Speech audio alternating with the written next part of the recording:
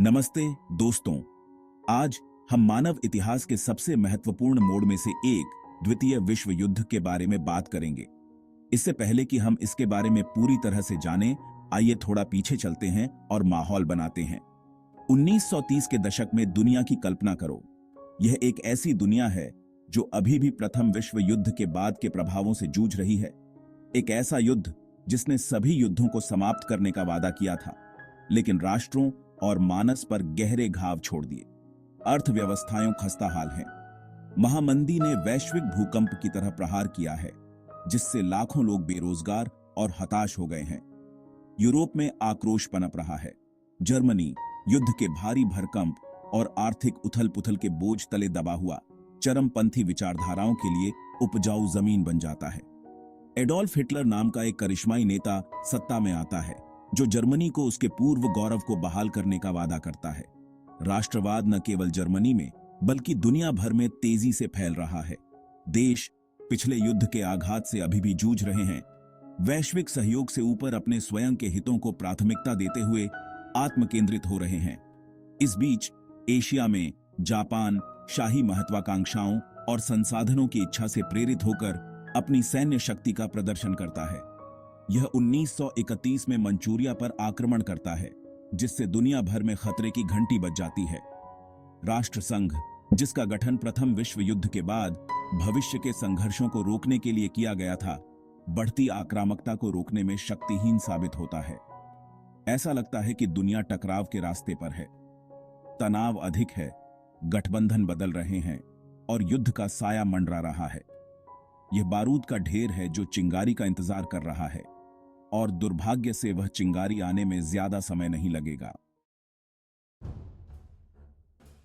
धमाका 1929 में दुनिया में विस्फोट हो जाता है जब जर्मनी पोलैंड पर आक्रमण करता है। द्वितीय विश्व युद्ध अपने पूर्ववर्ती से भी अधिक विनाशकारी संघर्ष शुरू होता है। 6 लंबे वर्षों तक दुनिया अभूतपूर्व हिंसा और विनाश के तूफान में डूबी रहती है।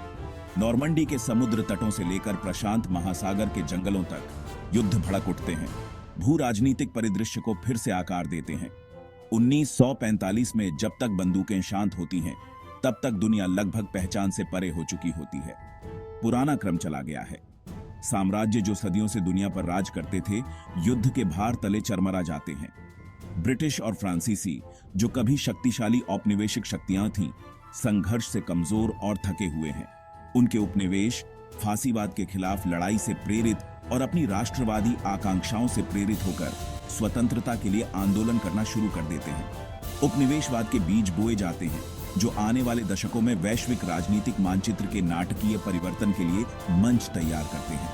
लेकिन जैसे जैसे पुराने साम्राज्य ढहते हैं, युद्ध की राख से नई महाशक्तियां उभरती हैं। संयुक्त राज्य अमेरिका, यूरोप और एशिया को तबाह करने वाली भौतिक तबाही से अपेक्षाकृत अछूता एक वैश्विक महाशक्ति के रूप में उभरता है। उसकी आर्थिक और सैन्य शक्ति अद्वितीय है। बिखरे हुए महाद्वीप के दूसरी तरफ सोवियत संघ, जिसने जर्मनी की युद्ध मशीन का खामियाजा भुगता था, एक महाशक्ति के रूप में भी उभरता है। उसका क्षेत्र विशाल है। उसकी सेना वर्षों के क्रूर संघर्ष से कठोर हो गई है। दुनिया खुद को 2 गुटों में विभाजित पाती है, अमेरिका के नेतृत्व वाला पूंजीवादी पश्चिम और यूएसएसआर का प्रभुत्व वाला कम्युनिस्ट। यह विभाजन, जिसे शीत युद्ध के रूप में जाना जाता है, अगली आधी शताब्दी के लिए वैश्विक राजनीति को आकार देगा। वैचारिक संघर्ष, छद्म युद्ध और परमाणु विनाश के निरंतर खतरे के एक नए युग को परिभाषित करेगा। युद्ध की समाप्ति शांति नहीं लाती है, यह एक नए तरह का तनाव लाता है। एक ऐसी दुनिया जो चाकू की धार पर खतरनाक रूप से संतुलित है। 1945 में युद्ध की समाप्ति दुनिया को भौतिक और आर्थिक रूप से दोनों तरह से बिखेर कर रख देती है।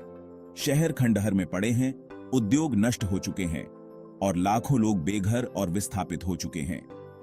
पुनर्निर्माण का कार्य बहुत बड़ा है। एक ऐसी चुनौती जैसी दुनिया ने पहले कभी सामना नहीं किया। फिर भी तबाही के बीच लचीलापन की भावना है। विनाश की राख से एक बेहतर भविष्य के निर्माण का दृढ़ संकल्प है। पश्चिमी यूरोप में संयुक्त राज्य अमेरिका साम्यवाद के प्रसार को रोकने और स्थिरता को बढ़ावा देने की इच्छा से प्रेरित होकर मार्शल योजना शुरू करता है, जो एक विशाल आर्थिक सहायता कार्यक्रम है जो युद्धग्रस्त राष्ट्रों में अरबों डॉलर पंप करता है। पूंजी का यह प्रवाह एक जीवन रेखा साबित होती है जो पुनर्निर्माण के प्रयासों को शुरू करने और आर्थिक सुधार को बढ़ावा देने में मदद करती है। मार्शल योजना सिर्फ एक आर्थिक कार्यक्रम से कहीं अधिक है। यह अंतर्राष्ट्रीय सहयोग का प्रतीक है, इस विश्वास का प्रमाण है कि युद्ध के खंडहरों से एक साझा भविष्य का निर्माण किया जा सकता है। जैसे जैसे अर्थव्यवस्थाएं उभरती हैं, समृद्धि का एक नया युग शुरू होता है, खासकर पश्चिम में। युद्ध के बाद के वर्षों में उपभोक्ता व्यय में वृद्धि देखी गई, जो रुकी हुई मांग और युद्ध के दौरान अस्वीकार की गई सुख सुविधाओं की इच्छा से प्रेरित थी।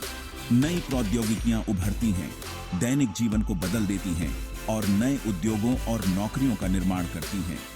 ऑटोमोबाइल, टेलीविजन और घरेलू उपकरणों का बड़े पैमाने पर उत्पादन इस युग की एक बड़ी पहचान बन जाता है, जो उपभोक्तावाद के एक नए युग की शुरुआत करता है। आर्थिक गतिविधि में यह उछाल अपने नकारात्मक पक्षों के बिना नहीं है। यह आय असमानता और पर्यावरण क्षरण के बढ़ने में भी योगदान देता है, ऐसे मुद्दे जो आज भी दुनिया को त्रस्त करते हैं। युद्ध के बाद की आर्थिक तेजी, जबकि कई लोगों के लिए अभूतपूर्व विकास और समृद्धि का दौर, उन कुछ चुनौतियों के बीच भी बोता है जिनका सामना हम 21वीं सदी में करते हैं। हमारे चैनल को सब्सक्राइब करना ना भूलें और इस वीडियो को लाइक और शेयर जरूर करें। आपके साथ फिर मिलेंगे एक और इंटरेस्टिंग वीडियो में।